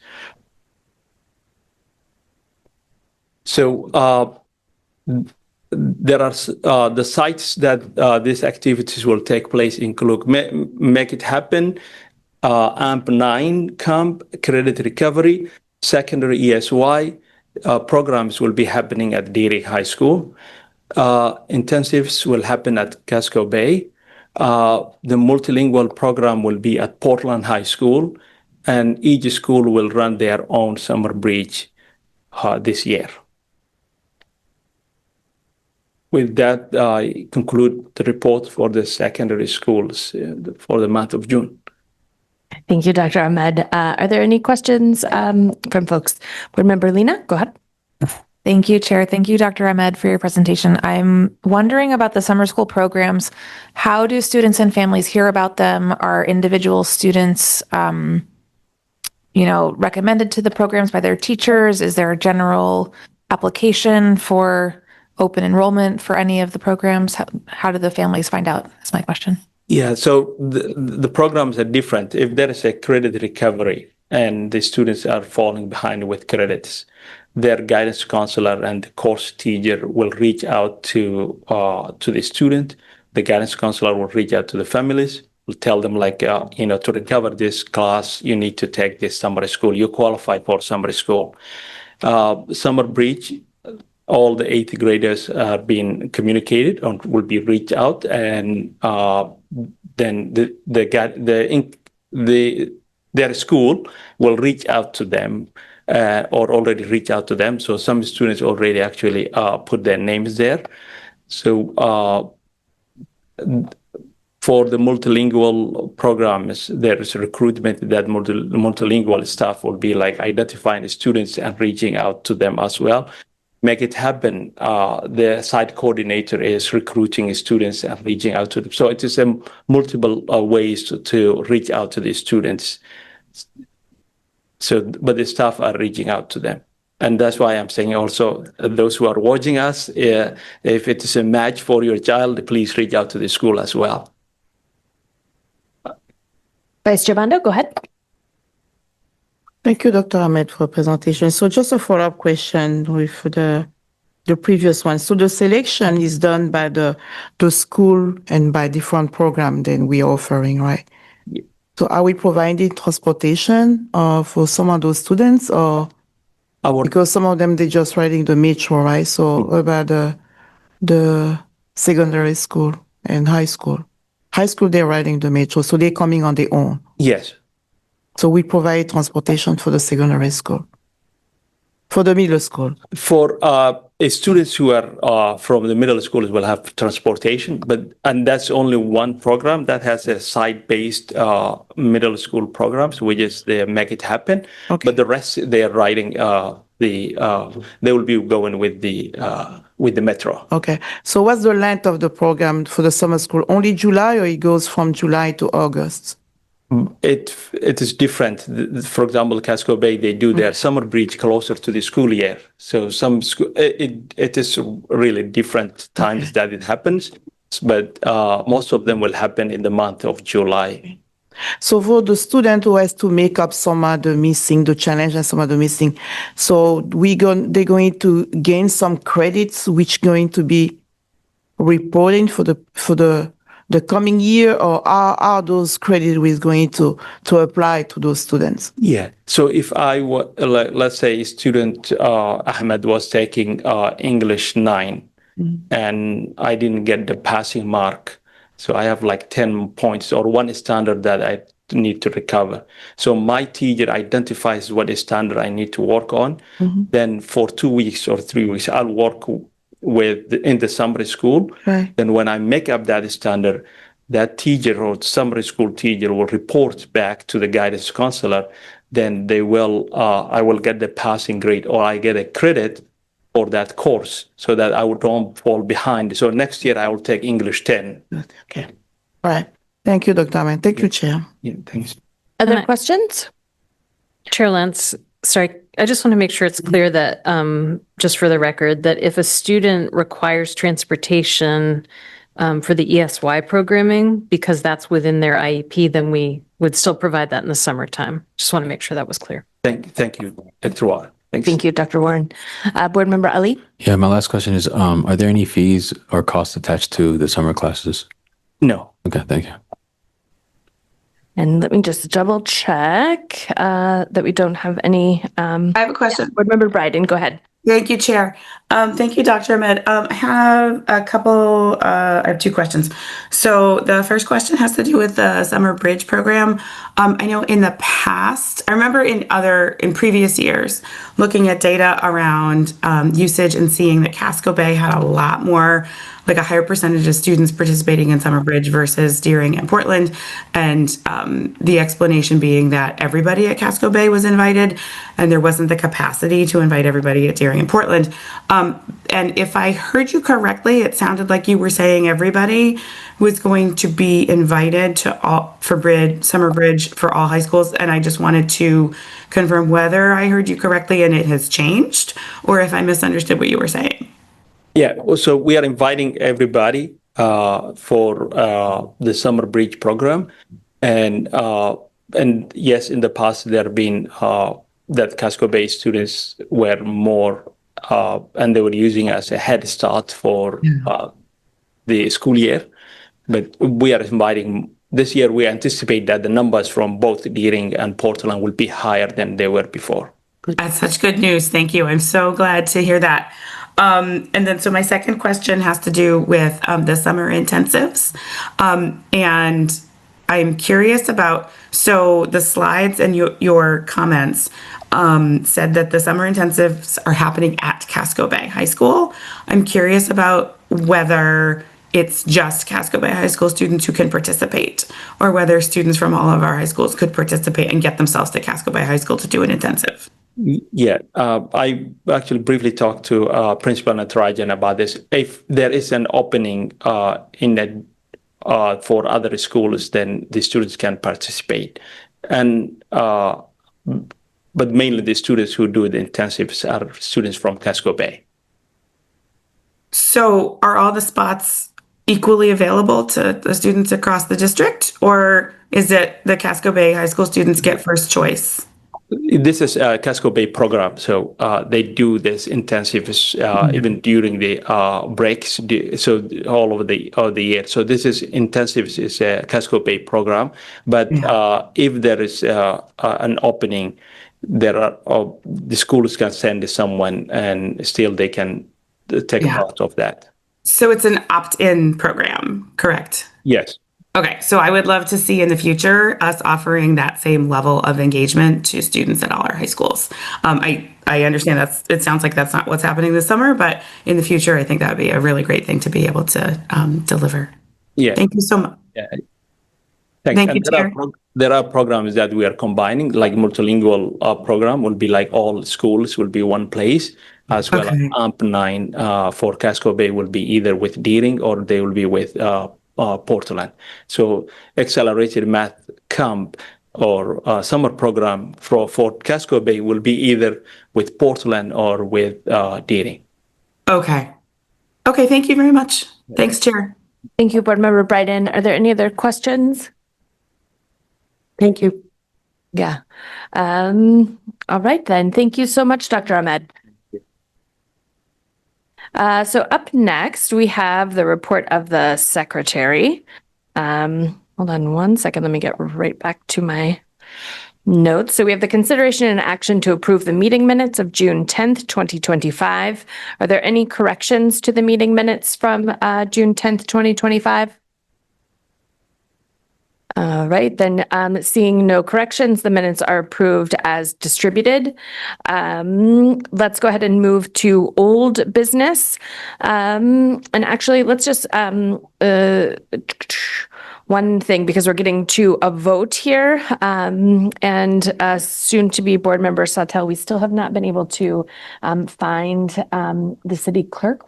She was confirmed, and so I'm just not sure.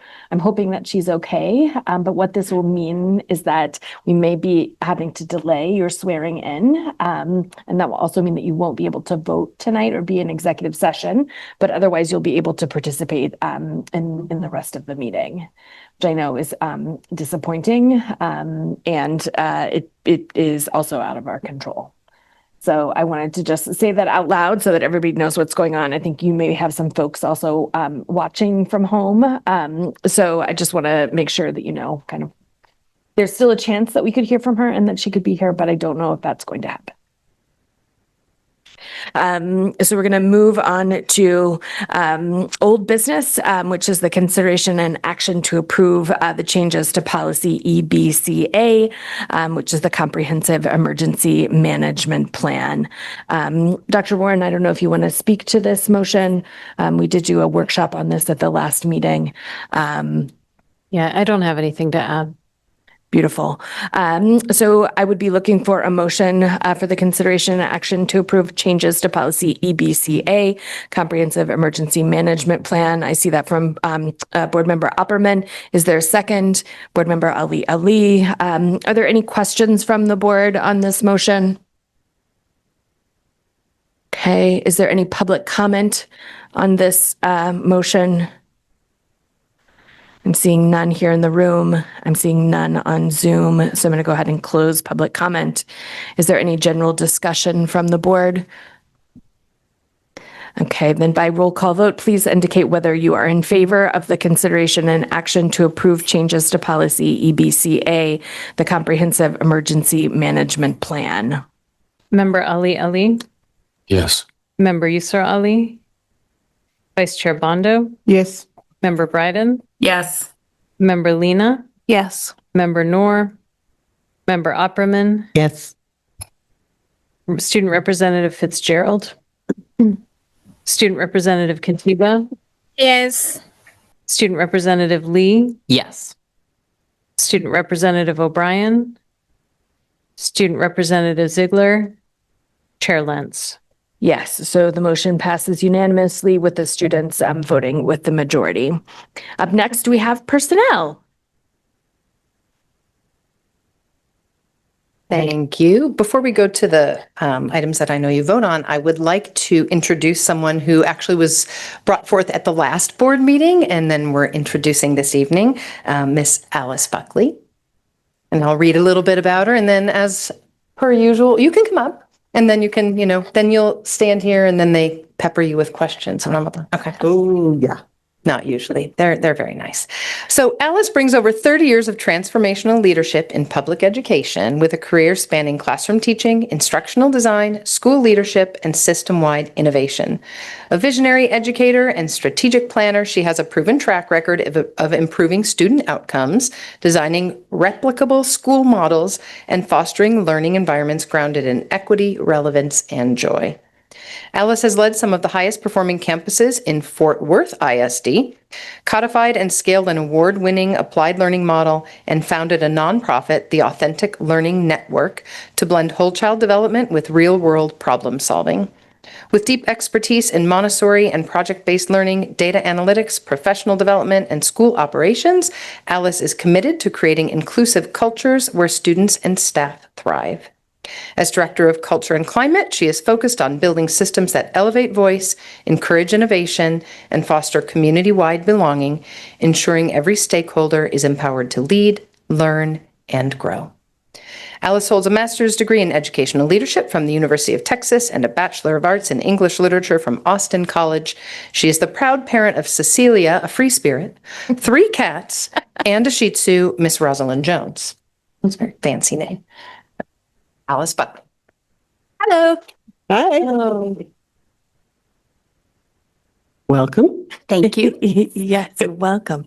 They're not really going to pepper you with questions. Oh, But if you want to take a minute and just introduce yourself okay. beyond the flowery introduction that Jennifer just did, that'd be great. Okay. Well, I'm very, very excited to be here in Maine. My father, well, let me back up just a little bit. My mother was born, or stepmother was born and raised in Maine, went to Westbrook High, and then moved down to Texas to earn her PhD, where she met my father. They fell in love. When they retired, they got out of Texas and came home to Maine. The last 30 years I have spent in Fort Worth ISD trying to improve outcomes outcomes for students. But the governor of Texas really hates public education.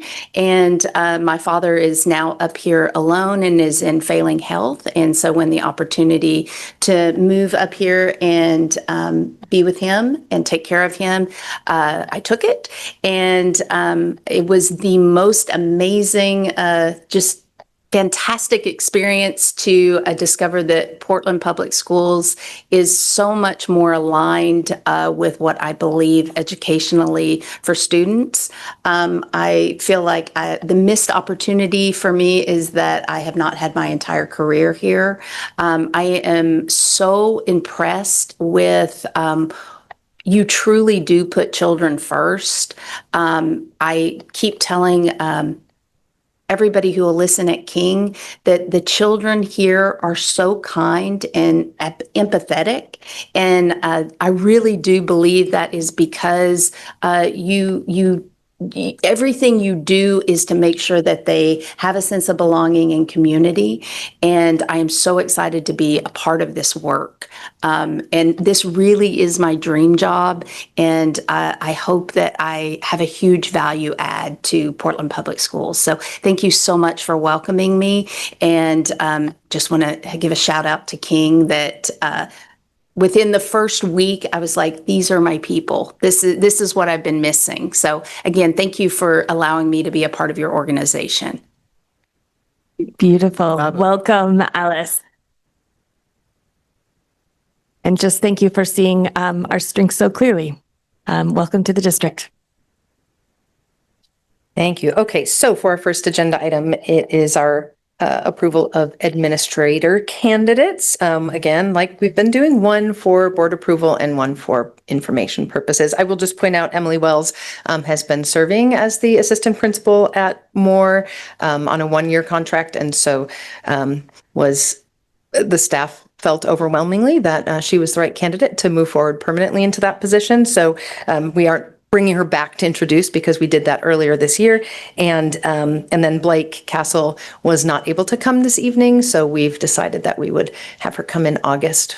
Today I will just shout out that she was celebrating the person that she described as like the best kid in Portland Public Schools. So they were celebrating the last day of school today with Blake and her kid, one of her kids. So.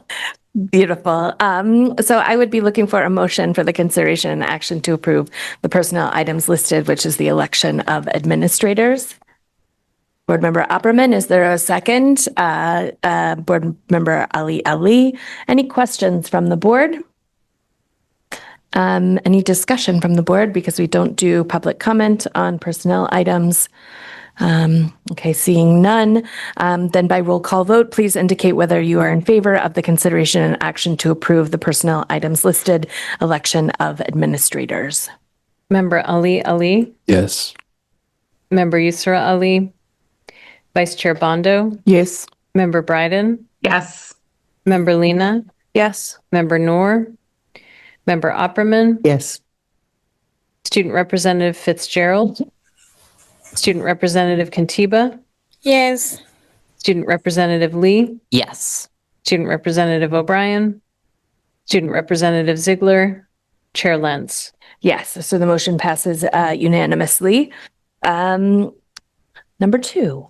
Number two is requesting board approval to hire probationary teachers. And I do just want to sort of call out before she does, Board Member Bryden, I'm aware that there are some formatting problems with the numeric aspects, the financial aspects of this document. So I'm looking at it and I'm highly aware of it. So I'll work on making sure our formatting is appropriate moving forward. Beautiful. So do I have a motion for the consideration and action to approve the personnel items listed, election of teacher candidates, probationary? Thank you, Board Member Lena. Second, Board Member Ali. Any questions from the board? Any discussion? Then by roll call vote, please indicate whether you are in favor of the consideration and action to approve the personnel items listed, the election of teacher candidates, probationary. Member Ali. Yes. Member Yusra Ali. Vice Chair Bondo. Yes. Member Bryden. Yes, formatting and all. Member Lena. Yes. Member Noor. Member Opperman. Yes. Student Representative Fitzgerald. Student Representative Kantiba. Yes. Student Representative Lee, Yes. Student Representative O'Brien, Student Representative Ziegler, Chair Lentz. Yes, so the motion passes unanimously with the students voting with the majority.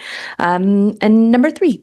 Number 3 is one approval of one-year only candidates. And again, I apologize. I don't know what was happening this week, and I take full responsibility. So there should be a salary there on this one employee. The salary is $68,730.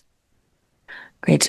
Do I have a motion for the consideration and action to approve the personnel items listed, election of teacher candidates 1 year only? Board Member Ali, and a second from Board Member Opperman. Any questions or discussion from the board? All right, then by roll call vote, please indicate whether you are in favor of the consideration and action to approve the personnel items listed, the election of teacher candidates 1 year only. Member Ali. Yes. Member Yusra Ali, Vice Chair Bondo, Yes. Member Bryden, Yes. Member Lena, Yes. Member Noor, Member Opperman, Yes. Student Representative Fitzgerald, Student Representative Kantiba, Yes. Student Representative Lee, Yes. Student Representative Ziegler. Sorry, I missed O'Brien. Ziegler, Chair Lentz. Yes, so the motion passes unanimously with the students voting with the majority. And our final item tonight. So our final item is requesting board authorization. As you know, during the recess break from this meeting until the first meeting in August, we do continue hiring. And so this action item or this consent item allows us to continue to move forward with the hiring process, even though we aren't able to bring any of those names forward to the board until August. Beautiful. And just to confirm, those names do come to the board in August.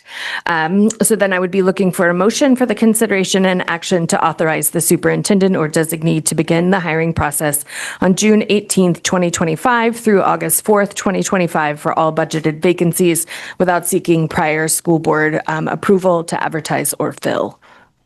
Thank you, Board Member Ali. Is there a second? Thank you, Board Member Opperman. Any questions or discussion from the board? Nope. Then by.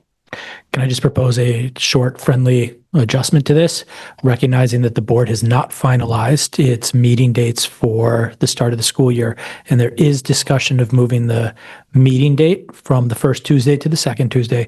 If we could just amend this to through August 11th, 2025, and that way if it gets moved to the second meeting, we will still have authorization for that week, please. So I would be happy to make that amendment to change August 4th to August 11th, 2025. Is there a second to that amendment? Thank you, Board Member Ali. So I think because this is kind of a budget and finance, I'm not going to take that as a friendly amendment. We're going to do a formal amendment process just so you update the language there. So can we, Dr. Warren, please call the roll on accepting that amendment, changing August 4th, 2025 to August 11th, 2025. Member Ali. Yes. Member Yusra Ali. Vice Chair Bondo. Yes. Member Bryden. Yes. Member Lena. Can I just ask one thing? The document that is linked in board docs has different dates written on it. I know on the agenda it's listed as August 4th, 2025, but the actual document says June 18th, 2024 through August 6th, 2024. So they would all need to be adjusted. Thank you for. Correct. It looks like they, by accident, did a partial update on the board memo on it. So the action item wouldn't change. The board memo would need to be changed, but the action item would not. So I'm voting on the action item. Yes. So the language that I just spoke into the record is what you're voting on. And thank you for catching that. And so we'll just need to update that on board docs after the meeting. Yep. Yes. Member Lena, yes. Member Noor. Member Opperman. Question? Y'all got to get your questions in. We do. You go ahead. Yeah. do we know why we're moving it to the 11th? Yes, because we don't know 100% when the August board meetings are going to be yet. So that's giving us an extra pillow in case we have to adjust the August board meeting dates. Well, then, yeah, okay. Yes, I will vote yes. Student Representative Fitzgerald, Student Representative Kantiba, Yes. Student Representative Lee, Yes. Student Representative O'Brien, Student Representative Ziegler, Chair Lentz. Yes, so the motion on the floor is amended to have the updated dates. So now we will be taking a vote on the consideration and action to authorize the superintendent or designee to begin the hiring process on June 18th, 2025 through August 11th, 2025 for all budgeted vacancies without seeking prior school board approval to advertise or fill. So Dr. Warren, will you please call the roll on Member that? Ali? Yes. Member Yusra Ali, Vice Chair Bondo, Yes. Member Bryden, Yes. Member Lena, Yes. Member Noor, Member Opperman, Yes. Student Representative Fitzgerald, Student Representative Kantiba, Yes. Student Representative Lee, Yes. Student Representative O'Brien, Student Representative Ziegler, Chair Lentz. Yes, so that also passes unanimously. Thank you very much. Thank you. And I'm going to hopefully move us into executive session now, but we'll have a 10-minute recess before we meet in executive session. So we have 2 executive sessions that will go back to back. I'd be looking for a motion for the consideration and action to enter into executive session pursuant to 1 MRSA 4056D to discuss the Portland adult education negotiations and the consideration and action to enter into executive session pursuant to 1 MRSA 4056D to discuss the Portland Education Association negotiations. Is there a motion? Thank you, Board Member Ali. Ali, is there a second? Board Member Lena, all those in favor? That is unanimous. So we'll meet in the executive session room at 8:13. All right, we are back. And we have a couple of votes that we are going to take tonight. Let me just double check our quorum still. Okay, great. So up first, we are going to have the consideration and action to ratify a 3-year contract, which is school year 25-26 through school year 27-28 with the Portland Education Association, the teacher unit. So I would be looking for a motion for that consideration and action to ratify the teacher unit for those dates. Thank you, Board Member Opperman. Is there a second? Thank you, Board Member Lena. Are there any questions from the board on this motion? Is there any public comment? Just double check Zoom. Okay, I'm going to go ahead and close public comment. Is there any general discussion from the board? I would like to just offer in terms of discussion that I'm just incredibly grateful that we are potentially voting on this tonight, even before the next school year starts, before this contract would go into place. I think it is a real testament to people working together for the common good to find points of agreement. Not having this contract be unsigned before we get into the school year, I think is just incredible for our educators. It's incredible for us. It will allow people to focus on the work at hand, which is our students. So I just am really excited to vote for this contract tonight. I think it does a really great job indicating value along all of our educators and really making us even more competitive with starting educators in the district. So any other discussion from the board?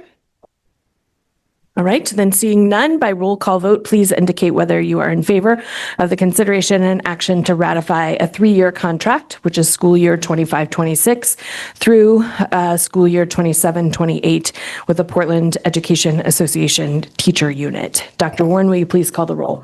Member Ali? Yes. Member Yusra Ali? Vice Chair Bondo? Yes. Member Bryden? Yes. Member Lena? Yes. Member Noor? Member Opperman? Yes. Student Representative Fitzgerald? Student Representative Kantiba? Student Representative Lee? Student Representative O'Brien? Student Representative Ziegler? Chair Lentz. Yes, so the motion passes unanimously. All of our students have gone home to bed. Good for them. And with that, I would really welcome Carrie Dowdy up to the microphone to give a couple of comments. And Carrie is president of the PEA. Thank you. Can you hear me okay? Yes. I had 2 different starts, whether I was, and it would depend on whether I was speaking before the board voted to approve or after. So I'll just go right. Thank you.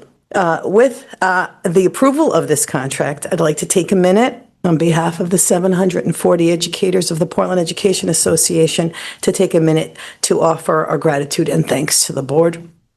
I often bemoan the fact that change takes so much time, that sometimes what appears to be an easy issue to move takes 10 times longer than any of us think it will, or certainly think it should. It sometimes felt like this past year would never end. Maybe some of that was because we were all in the midst of so much change. Change coming out of a payroll collapse that uncovered a retirement account debacle that's still in the process of resolution, an honest and transparent resolution having nothing to do with the Portland Public Schools holding anything up at this point, but that has been slow work. Change after COVID in that we are all firmly back in school with not just students, but all of us missing some critical social development years.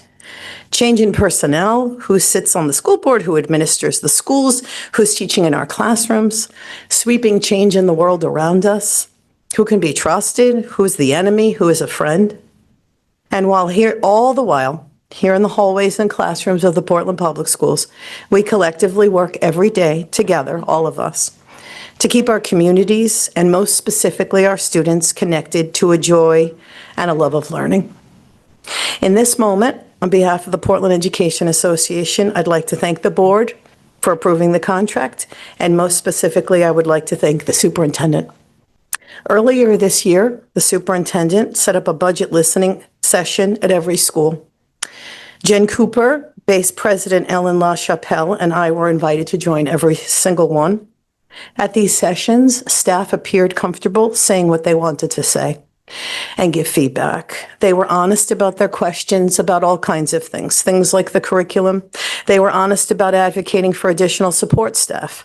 And early career educators were open in these meetings about not being able to afford rent or spending so much of their paycheck for rent that there wasn't enough left over.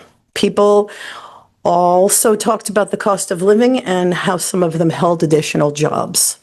There are numerous benefits in this new contract. And I'm going to focus in on one in particular.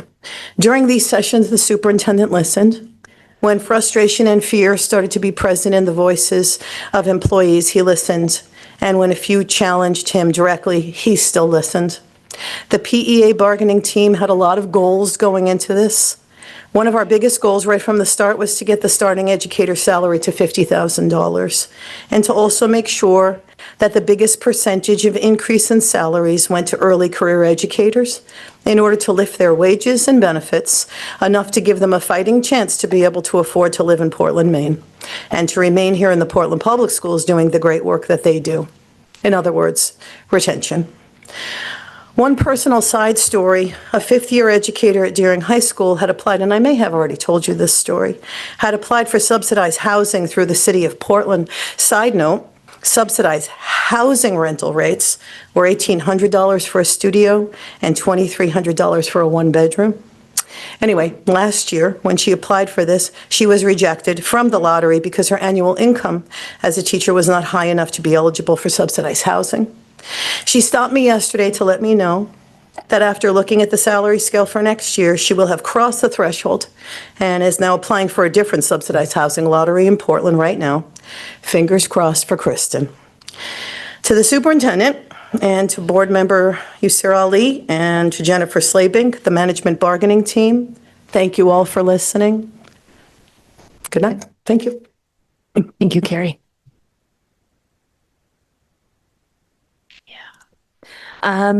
And then we have another exciting vote tonight, which is our 3-year contract with the Portland Adult Education. So I would be looking for a motion for the consideration and action to ratify a 3-year contract, school year 2025 to 26 through school year 27 through 28 with Portland Adult Education. I'm not sure who was first. Board Member Lee, and is there a second? Thank you, Board Member Opperman. Are there any questions from the board? All right. Any public comment on this? Any general discussion from the board? Okay, then by roll call vote, please indicate whether you are in favor of the consideration and action to ratify a 3-year contract, school year 25 to 26 through school year 27 through 28 with Portland Adult Education. Dr. Warren, will you call the roll, please? Member Ali? Yes. Member Yusra Ali? Vice Chair Bondo? Yes. Member Bryden? Yes. Member Lena? Yes. Member Noor? Member Opperman? Yes. All of the student representatives are out, I believe. Is Representative Kantiba's gone? Okay. Chair Lentz? Yes. So the motion passes unanimously. And so we have voted affirmatively on 2 contracts tonight for 3 years. Just thank you to Portland Adult Education, all of the educators that fiercely advocated for their needs. And as Carrie Dowdy said, listened to each other and came to a point of great resolution. So thank you all for that process. Now we are getting ready to adjourn, and then go into 2 workshops. But before we adjourn, I just wanted to give a deep and tremendous thanks to Henry, who is behind the scenes. This is his last board meeting that he will be doing all the tech and audio, and because he's retiring. But he is just a tremendous force behind the scenes here. He sets up all the chairs, all the desks. There are measuring tapes involved.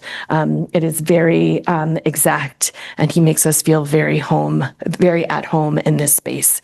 And he will certainly be missed. So if you see Henry, here. Yeah, here is right. And with that, I move to adjourn the meeting. Is there a second? Thank you, Board Member Ali. All those in favor? Okay, so we are adjourned at 9:02.